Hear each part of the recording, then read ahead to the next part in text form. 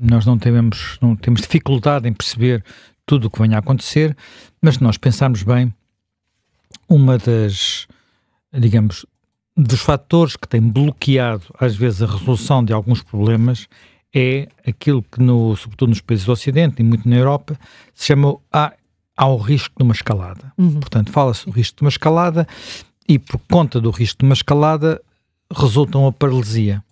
Portanto, e neste caso concreto, aquilo que que está a acontecer era algo que, como eu já aqui referi noutra altura, que para os israelitas era uma inevitabilidade. Uma das coisas que talvez surpreenda mais as pessoas, pelo menos aquelas que não estão minimamente atentas ao que se passa em Israel, é o facto de esta ação militar contar com tanto apoio na opinião pública, sendo que dela resulta um indiscutível sofrimento, pelo menos no curto prazo. Nós temos neste momento, em Israel, a população, não direi inteira e não direi todas as noites, mas a viver em bunkers. Quer dizer, ainda ontem estava a ouvir uma entrevista com um israelita que estava a falar, de madrugada, e dizia: eu estou aqui a falar, não sei se vou ter que interromper isto, os meus filhos estão a dormir no bunker. Portanto, estão a dormir porque há muitos anos já que em Israel adotou, eu penso que sobretudo depois da Primeira Guerra do Golfo e da ameaça dos escudos, portanto estamos a falar de uma coisa que se passou há mais de 30 anos, a obrigatoriedade de construir abrigos para toda a gente, e isso é feito porque eles fazem as coisas sempre de forma muito disciplinada, têm reagido de forma também muito disciplinada aos alertas, daí que, apesar de já terem caído muitos mísseis em cima de zonas residenciais, o número de vítimas é ainda muito contido, não é? Portanto,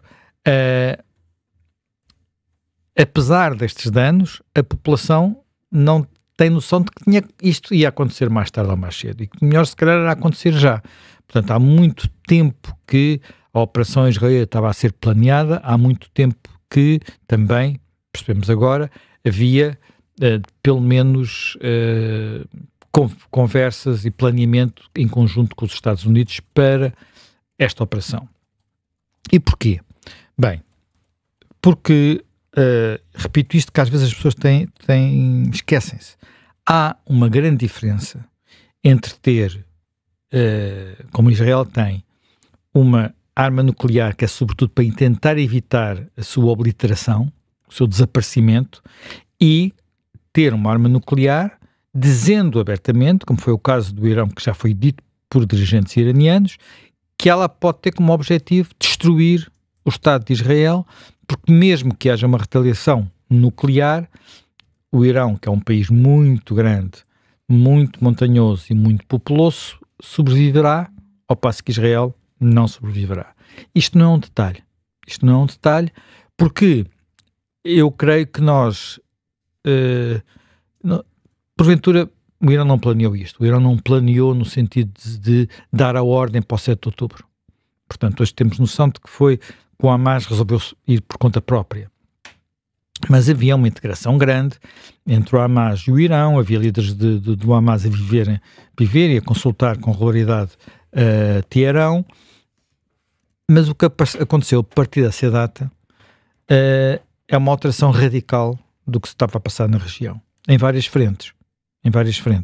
Portanto, aquilo que tinha sido a estratégia de décadas do Irão era cercar Israel e atacar Israel por todas as frentes sem ser um ataque direto, do ponto de vista direto, até porque o Irão fica a mais de 1500 km de distância de Israel.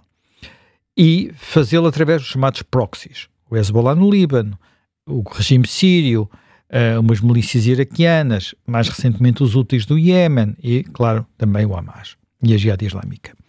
Portanto, isto era verbalizado pelos líderes desta operação.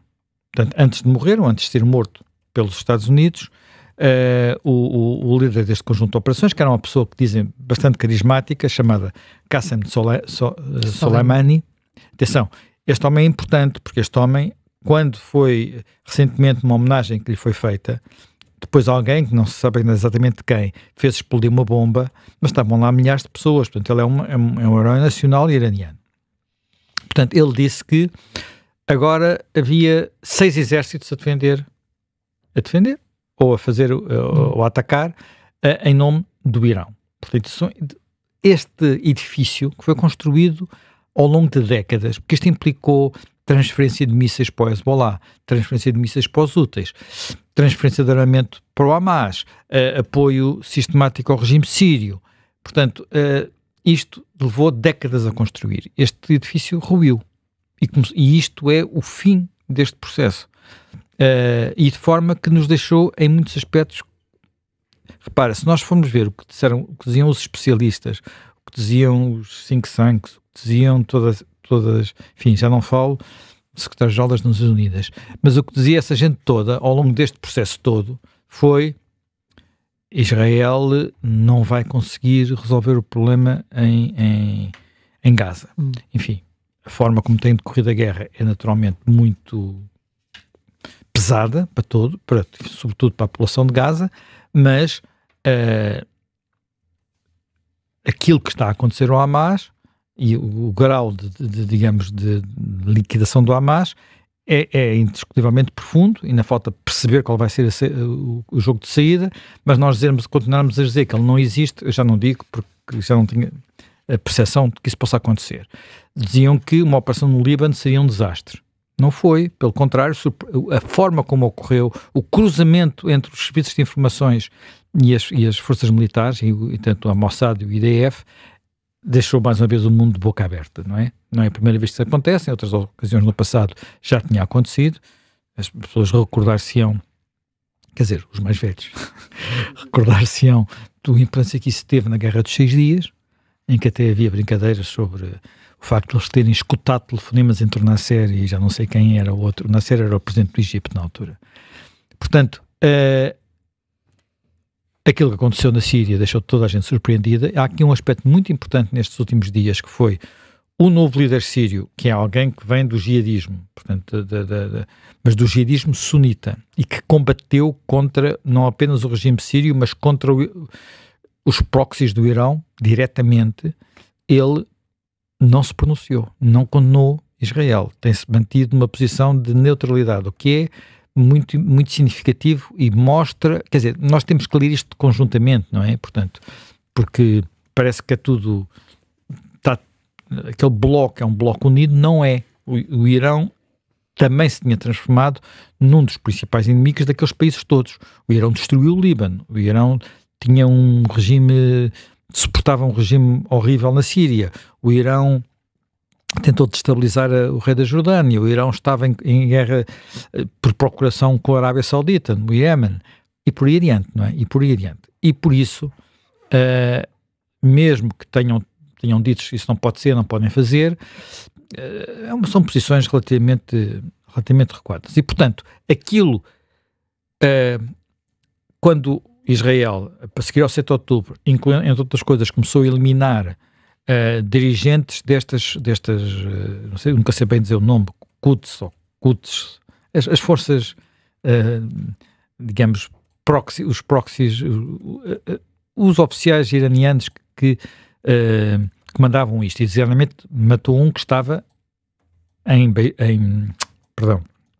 Damasco, no consulado de Damasco, o que provocou, ou gerou, ou justificou uma retaliação iraniana.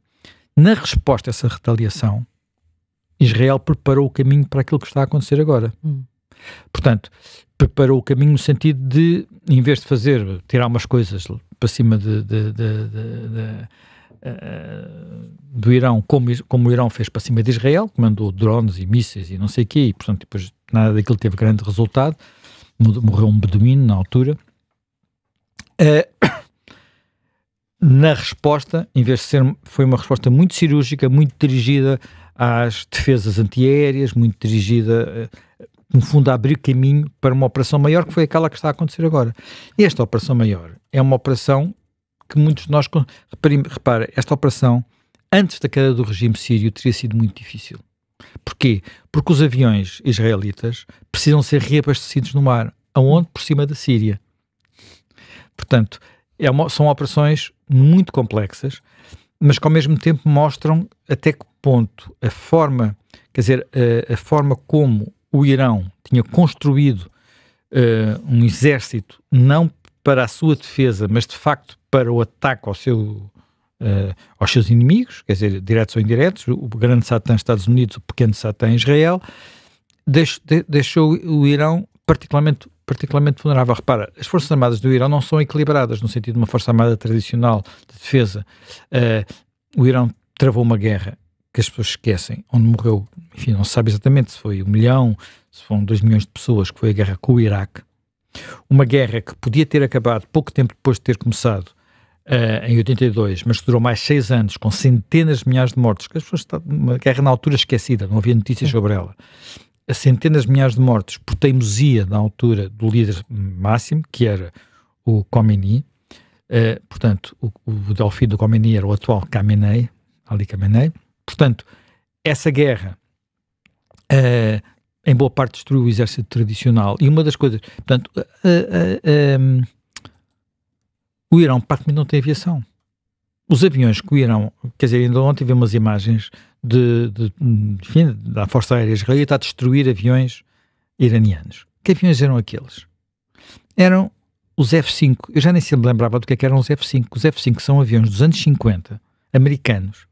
Portanto, que foram, não sei se chegaram a ser usados na Guerra da Coreia, mas de certeza foram usados na Guerra do Vietnã. Portanto, são coisas com mais de 60 anos. Depois terão ainda alguns F-14, que são uma geração posterior, e não tem mais nada.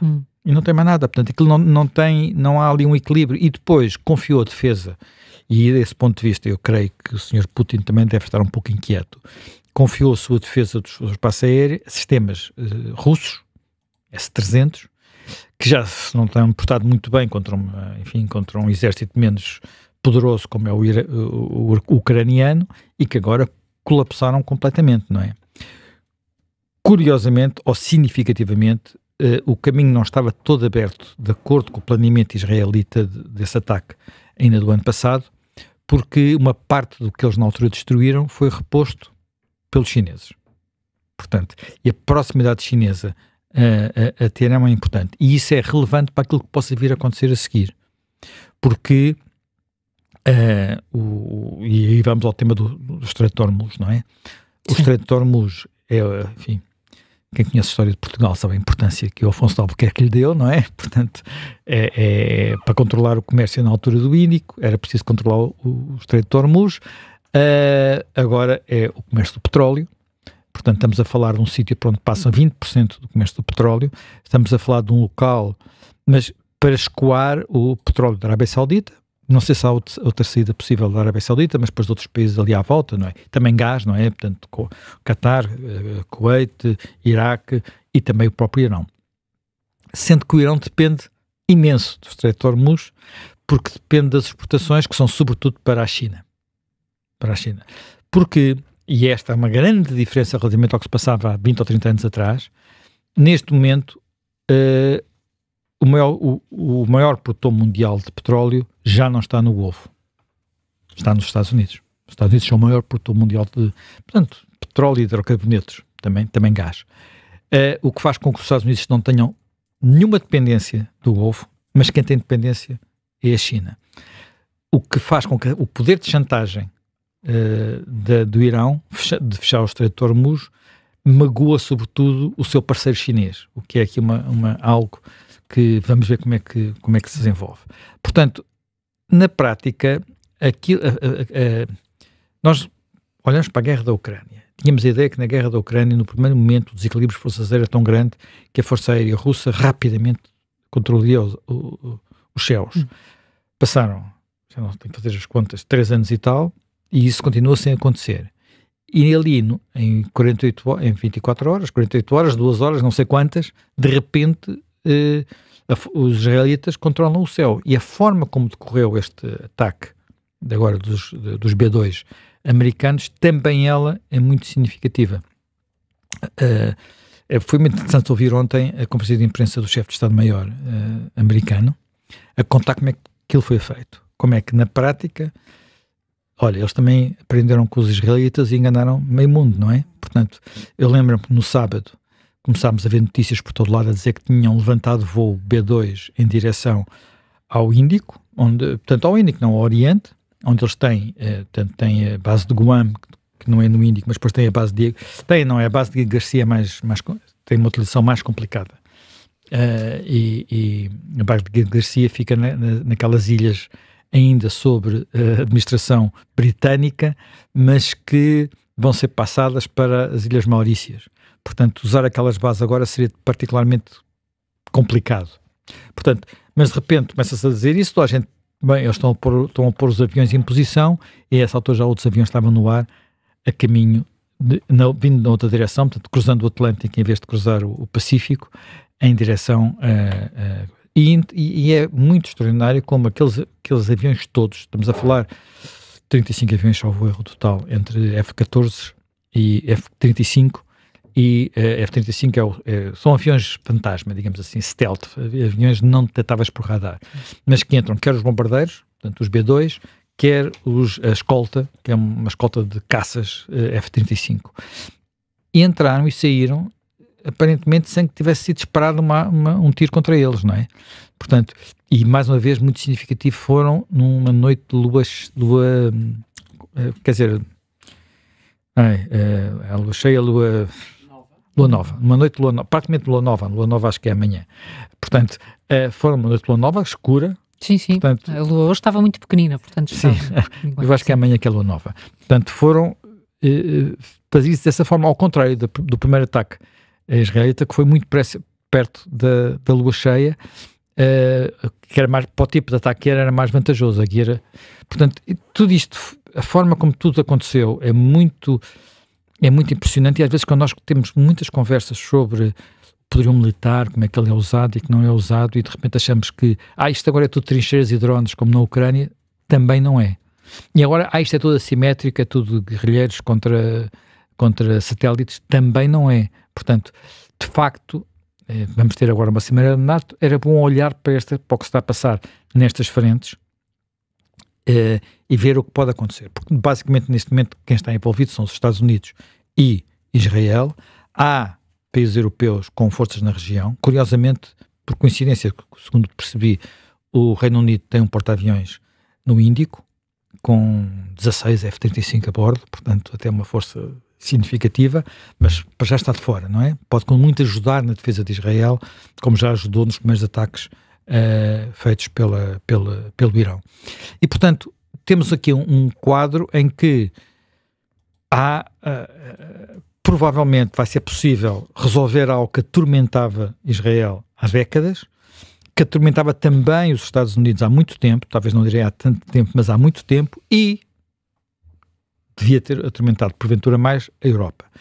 Os líderes europeus têm tido noção e percepção de que resolver, digamos assim, o problema nuclear iraniano é o que tem que ser feito. Quer dizer, como disse o secretário-geral das Nações Unidas, que o tempo é da diplomacia. Bem, da diplomacia temos tempo há 25 anos, não é? Portanto, temos 25 anos de diplomacia nesta questão, e cada vez que saía um novo relatório da Agência Internacional da Energia Atómica, havia o Irão, não, quer dizer, agora discute-se, o Ayatollah já tinha dado ordem para fabricar ou não tinha dado ordem para fabricar a arma nuclear.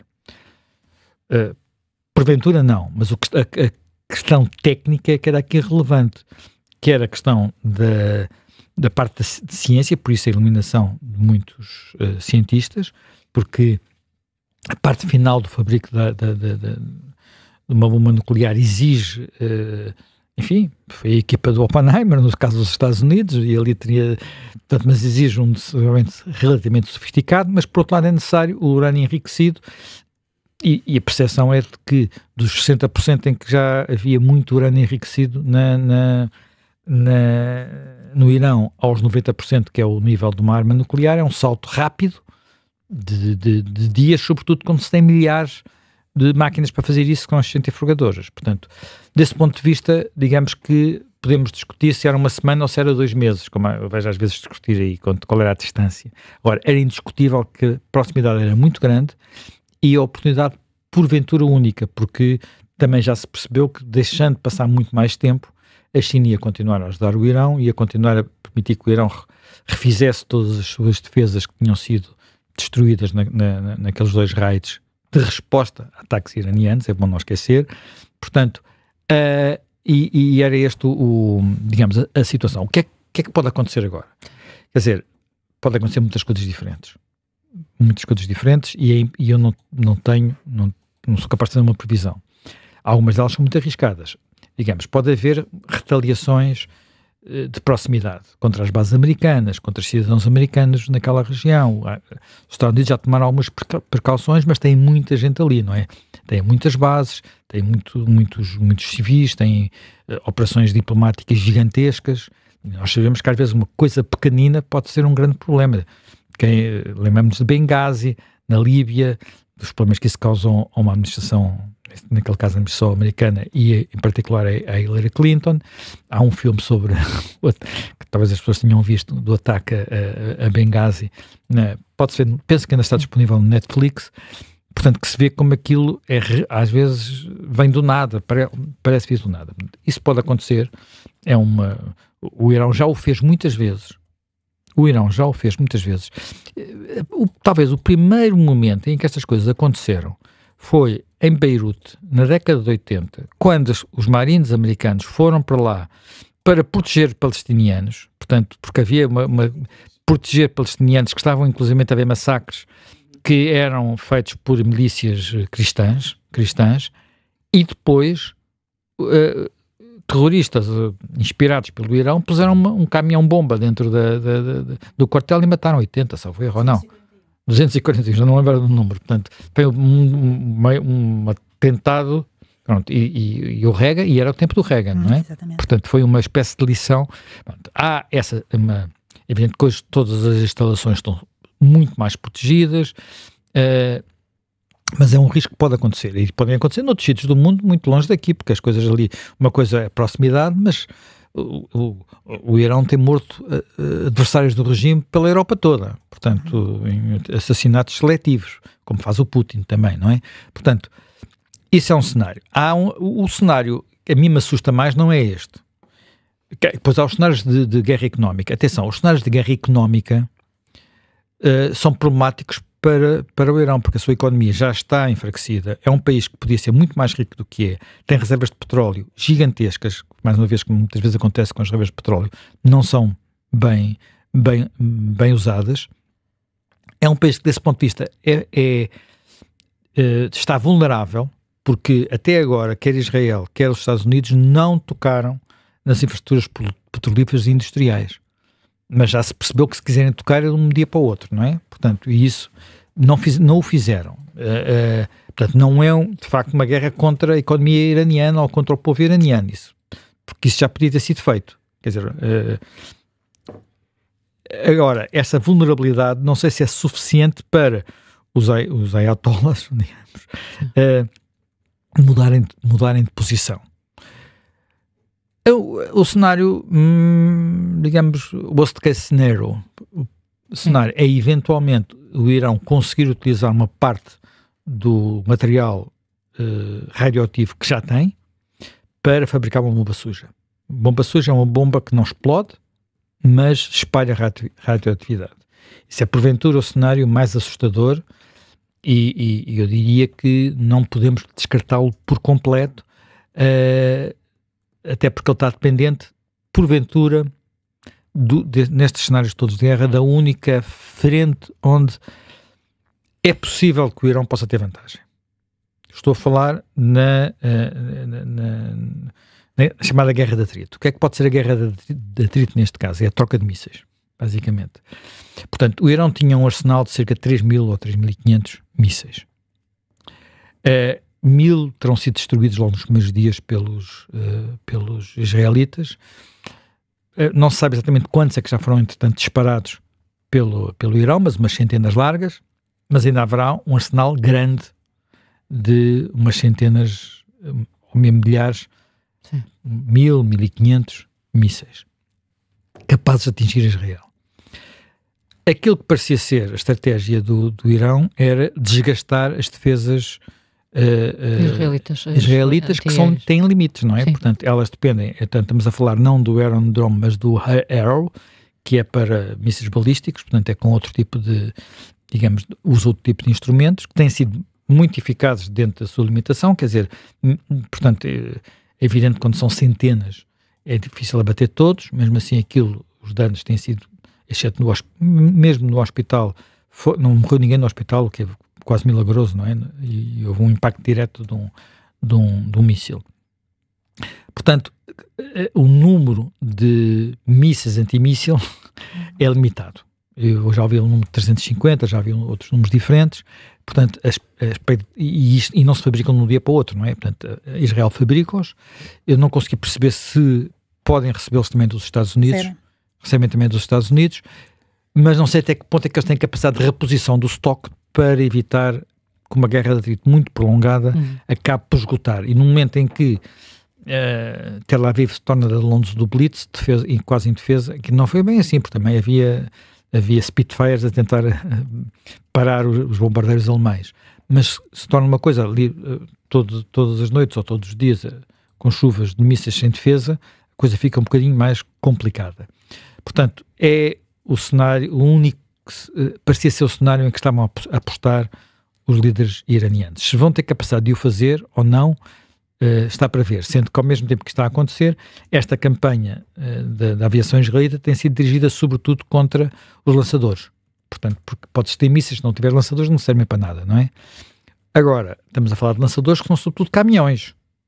Portanto, é preciso detectar os caminhões e destruir um a um. Portanto, é um trabalho de... E o Irão, como eu disse, é um país muito, muito, muito grande, 90 milhões de habitantes, montanhoso, que vai até muito longe, e os mísseis de maior alcance podem ser disparados lá de longe, não é? Não tem que estar mais perto da fronteira com a Síria, com o Iraque, com a Síria não, com o Iraque e mais perto da fronteira com Israel. Portanto, neste quadro, eu creio que apesar de tudo a decisão de Trump é uma decisão indiscutivelmente arriscada, é uma decisão que pode determinar o seu mandato, porque se isto correr mal, pode correr muito mal, mas se correr bem, resolve um problema que estava para ser resolvido há décadas. E há alturas em que os líderes têm que assumir alguns riscos, porque isto andar sempre a dizer não vamos mexer-nos por causa do risco da escalada, deu mau resultado na Ucrânia e já deu mau resultado noutros sítios. A única coisa que me parece que é aqui um risco, e sobre isso, infelizmente, o discurso quer de Tel Aviv, quer de Washington, não é tão claro como eu gostaria que fosse, não devia fazer parte do plano qualquer mudança de regime. Porque isso é abrir uma caixa de Pandora, de facto, perigosa. Estamos a falar de um país, como eu disse, 90 milhões de habitantes, só 60% deles é que são persas, pois aquilo é um mosaico de árabes, curdos, pastuns, azeris, por aí adiante, com uma herança cultural muito forte, a parte persa, mas depois com outras tensões internas, e esse país é um país que, com outro regime, poderia ter um futuro absolutamente brilhante, até pela própria tradição cultural que tem, e que nós continuamos a ver, por exemplo, no cinema iraniano, na literatura iraniana, que se mostra que existe, apesar de todo este regime. Nós às vezes achamos isto estranho, não é? Mas no tempo do nosso Estado Novo também tínhamos algum cinema português com qualidade. O Manuel Oliveira não apareceu depois do 25 de Abril, não é? Portanto, estas coisas podem coexistir, quer dizer, não é aquele, apesar de tudo, não é o regime, não é o stalinismo, não é o totalitarismo com essas características. É muito opressivo para quem lá vive, mas não é exatamente a mesma coisa. Temos que saber distinguir. Portanto, vamos ver como é que as coisas evoluem. Há hoje uma reunião dos ministros estrangeiros da União Europeia, que eu creio que pesa pouco, mas era bom que na Cimeira da NATO, que é amanhã e depois, se tivesse percepção de que, olha, vou dar uma coisa que agora mesmo é uma notícia que está no Observador agora mesmo, o investimento nas Forças Armadas não é pagar salários. Isso é o que fazem os iranianos, têm muitos soldados e muitos salários. Nos tempos que correm, é um equilíbrio entre salários e equipamento, como mais que demonstrou nesta guerra.